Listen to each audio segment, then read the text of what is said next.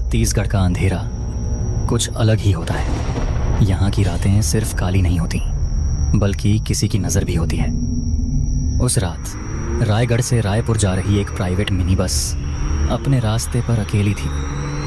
घड़ी में रात के 12:35 हो रहे थे। ड्राइवर की सीट पर रविंद्र काका बैठे थे। उनकी आंखें थकान और भय से लाल थीं। बगल में प्रोफेसर माया बैठी थीं, जिनकी आंखें अब नींद से नहीं बल्कि डर और बेचैनी से भारी थीं। काका, हम रास्ते में तो सही जा रहे हैं ना? फोन पर भी कुछ सिग्नल नहीं आ रहा। हाँ मैडम, इस इलाके में नेटवर्क नहीं होता है। काका, हमने गोंटिया ताल पार कर लिया क्या? मुझे लग रहा है हम बहुत धीरे चल रहे हैं। गति कम क्यों है?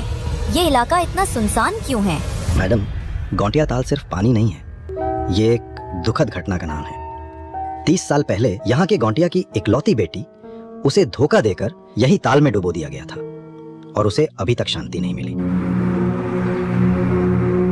वही आत्मा परेतीन बन जाता है क्या काका? क्या वो सच में रूप बदल कर आती है?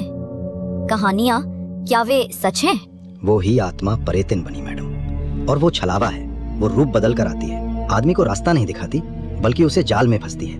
वो आपको एक ही जगह पर घुमाएगी बार बार और मार देंगी। रविंद्र काका की बात पूरी होते ही बस की हेडलाइट्स की पीली रोशनी में सड़क के ठीक बीचों बीच एक विशाल भूरे तेंदुए का छाया रूप खड़ा दिखा, जो सीधा बस के अंदर घूर रही थी। बच्चे उसे देखकर थर थर कांप रहे थे, मानो किसी की सुसु निकलने वाली हो। काका, तेंदुआ है!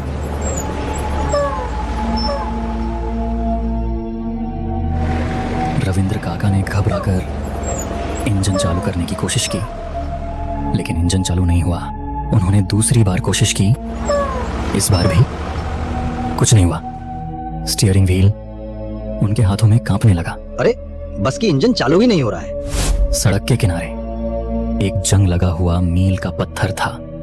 उस पर लिखा था रायपुर 120 किलोमीटर। उसके नीचे किसी ने मानव हड्डियों से एक टूटा हुआ पुराना माला टांग रखा था।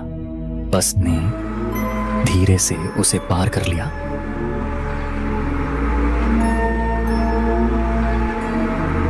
बस लगभग 15 मिनट तक लगातार दौड़ती रही। रविंद्र काका ने आंखें भींचकर गाड़ी चलाई। प्रोफेसर माया अपनी घड़ी पर नजर गड़ाए बैठी थी।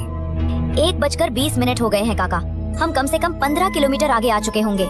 नहीं मैडम, घड़ी मत देखिए, यहाँ कुछ भी काम नहीं करता है। रविंद्र काका ने दाहिनी खिड़की से बाहर देखा।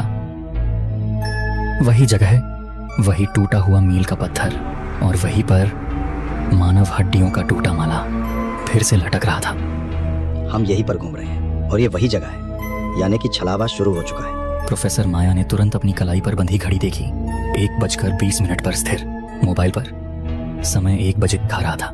उन्होंने अपनी वैज्ञानिक सोच पर विश्वास खो दिया। रविंद्र काका, बस को रोकिए। हम बहुत देर से चले जा रहे हैं। मैं और नहीं चल सकती और बच्चों को भी खतरा हो सकता है। रविंद्र काका ने बस रोक दी। सभी बच्चे ध्यान से सुनो, एक पत्ता भी मत छूना। अगर कोई भी चीज छू ली तो वो छलावा या परेतिन की गांठ बन जाएगी और वो तुम्हें खींच ले जाएगा। मोहन, सुरेश और कुछ छात्र नीचे उतरे। हवा में अब लोहे की गंध और तेज हो गई थी। झाड़ी की ओर देखा और वहीं पर सुरेश और मोहन सुसु करने के लिए चुपचाप उस ओर चले गए। अबे मोहन, उसे देख। अबे उसे देख। गुद्दिया का शरीर कच्ची गंदी मिट्टी से बना था। उसकी एक आंख सुई से सिलकर सूखे खून से भरी थी। मोहन, ये सामान्य नहीं है, ये तांत्रिक कला है। इसकी बनावट देख, हजारों में बिकेगा। सुरेश, नहीं नहीं, काका ने बोला है कि किसी भी चीज को छूना नहीं है। छोड़ दे इसे। तू तो डरपोक ही रहेगा। मैं इसे चोरी नहीं कर रहा हूँ, ये तो बस एक गुड़िया ही है। तो इसे किसने रखा होगा? किसको बता नहीं। बाबा टिल्लू ने। सभी लोग आ गए? हाँ, सभी लोग आ गए। रविंद्र काका ने बाहर देखा। उसी जगह पर टूटा मील का पत्थर और हड्डियों का माला। बस अब वही रास्ता बार बार तय कर रही थी। हर 15 मिनट पर समय शून्य हो जाता था। प्रोफेसर माया ने खिड़की से बाहर देखा।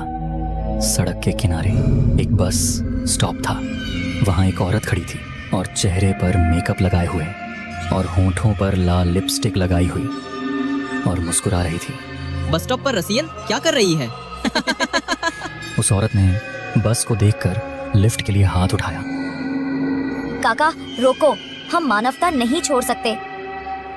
बस उस महिला के शरीर के आर पार गुजर गई। पीछे कोई तेज गति से बस का पीछा कर रहा था। रविंद्र काका ने बस को 120 किलोमीटर प्रति घंटे की रफ्तार से दौड़ा दिया, लेकिन उनका ध्यान अब सड़क पर नहीं था, बल्कि उनकी नजरें पीछे के शीशे में थीं। प्रोफेसर माया ने धीरे से पीछे देखा। दोनों आकृतियां बस के नजदीक आ चुकी थीं।